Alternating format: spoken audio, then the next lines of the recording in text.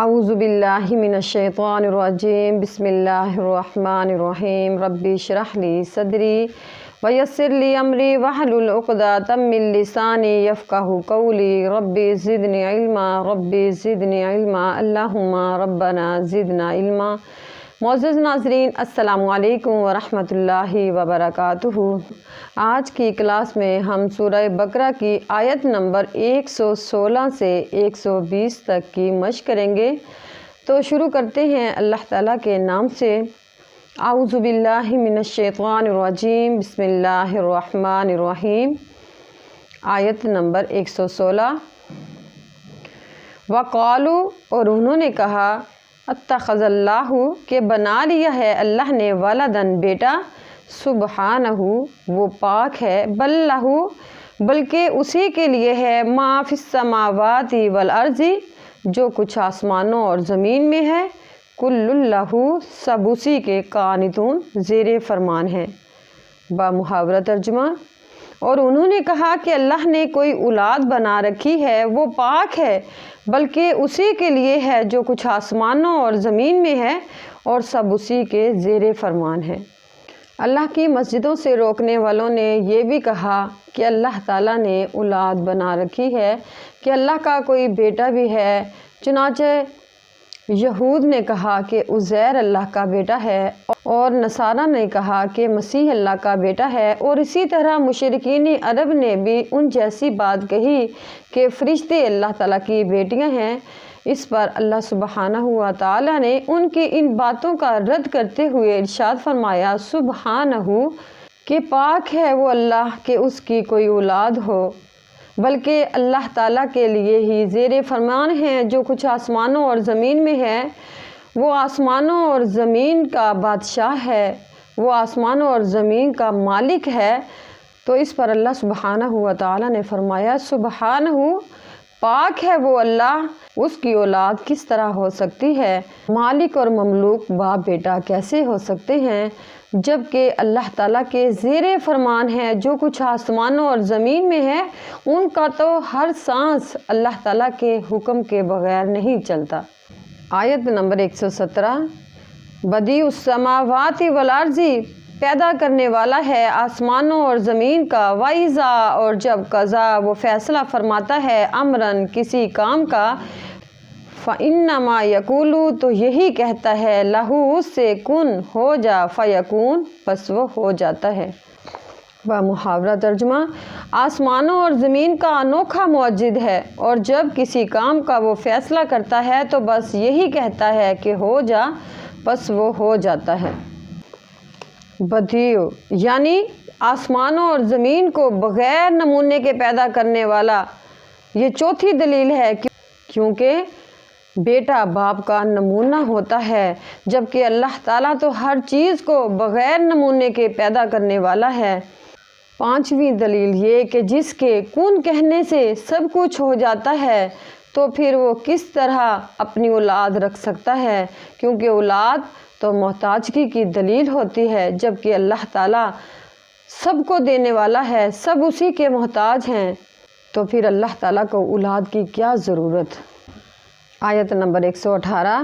وقال الذین، اور کہا ان لوگوں نے، لا یعلمون، جو نہیں جانتے، لولا یکلم اللہ، کہ کیوں کلام نہیں کرتا اللہ ہم سے، او تأتینا آیۃ، یا کوئی نشانی کیوں نہیں آتی، کذالک، اور اسی طرح، قالا، کہا، الذین، ان لوگوں نے، من قبلہم، جو ان سے پہلے تھے، مثل قولہم، ان جیسی بات، تشابہت قلوبہم، ایک جیسے ہو گئے ہیں ان کے دل، قد بینا الآیات، ہم نے واضح کر دی ہیں اپنی نشانیاں، لقوم یوقنون، یقین رکھنے والے لوگوں کے لیے۔ بامحاورہ ترجمہ۔ ان لوگوں نے کہا جو نہیں جانتے کہ ہم سے اللہ کلام کیوں نہیں کرتا، یا ہمارے پاس کوئی نشانی کیوں نہیں آتی، ایسی ہی بات ان لوگوں نے کہی جو ان سے پہلے تھے، ان جیسی بات کہی، ان کے دل ایک جیسے ہو گئے ہیں۔ بے شک ہم نے ان کے لیے اپنی آیات، اپنی نشانیاں کھول کر بیان کر دی ہیں، جو یقین کرتے ہیں۔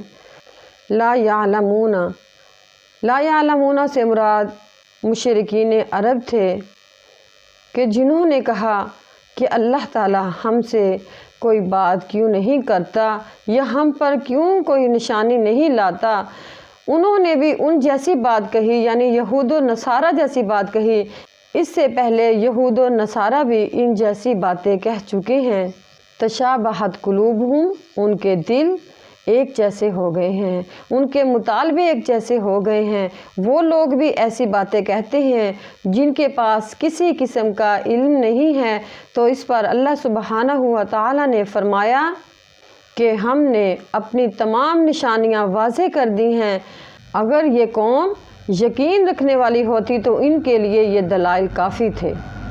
آیت نمبر 119، انا بے شک ارسلنا کا، ہم نے آپ کو بھیجا بالحق کی، حق کے ساتھ، بشیرا و نذیرا، خوشخبری دینے والا اور ڈرانے والا، ولا تسأل، اور نہ آپ سے پوچھا جائے گا، ان اصحاب الجحیم، دوزخ والوں کے بارے میں۔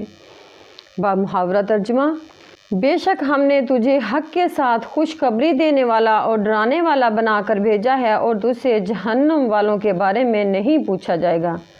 یعنی آپ صلی اللہ علیہ وآلہ وسلم کا کام حق پہنچانا ہے، اللہ تعالیٰ سے ڈرانا، جہنم کی وعید سنانا ہے، اور ڈرنے والے لوگوں کو خوشخبریاں سنانا ہے، اللہ کی جنت کی خوشخبریاں سنانا ہے۔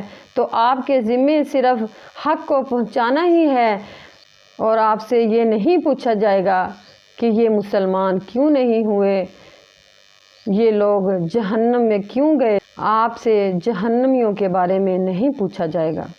آیت نمبر 120، ولن ترضی، اور ہرگز راضی نہ ہوں گے، ان کا آپ سے، یہود ولا نصارہ، اور نہ ہی نصارہ، حتیٰ یہاں تک، تتبع، آپ پیروی نہ کریں، منہم، ان کی، کل کہہ دیجئے، ان الہدی اللہ، کہ بے شک اللہ کی ہدایت، هو الہدا، اصل ہدایت ہے، ولا ان اتبعت، اور اگر آپ پیروی کریں گے، اہواءہم، ان کی خواہشات کی، بعد الذی، اس کے بعد، جاءک، کہ آ گیا، من العلم، علم میں سے، ما لک، نہیں ہے آپ کے لیے، من اللہ، اللہ کے سوا، من ولی، کوئی حمایتی، ولا نصیر، اور نہ کوئی مددگار۔ محاورہ ترجمہ، اور تجھ سے یہود ہرگز راضی نہ ہوں گے، اور نہ ہی نصارہ، یہاں تک کہ ان کے دین کی آپ پیروی نہ کریں۔ کہہ دیجئے کہ بے شک اللہ کی ہدایت ہی اصل ہدایت ہے، اور اگر تو نے ان کی خواہشات کی پیروی کی اس کے بعد کہ آپ کے پاس علم آ چکا ہے، تو تیرے لیے اللہ سے چھڑانے والا نہ کوئی دوست ہوگا اور نہ ہی کوئی مددگار۔ اس آیت میں سخت وعید ہے کہ اگر علم آ جانے کے بعد، آپ کے پاس واضح نشانیاں، کھلی آیات آ جانے کے بعد، آپ نے یہود و نصارہ کے دین کی پیروی کی، ان کی جھوٹی خواہشات کی پیروی کی، تو پھر اللہ تعالیٰ کی پکڑ سے آپ نہیں بچ سکیں گے۔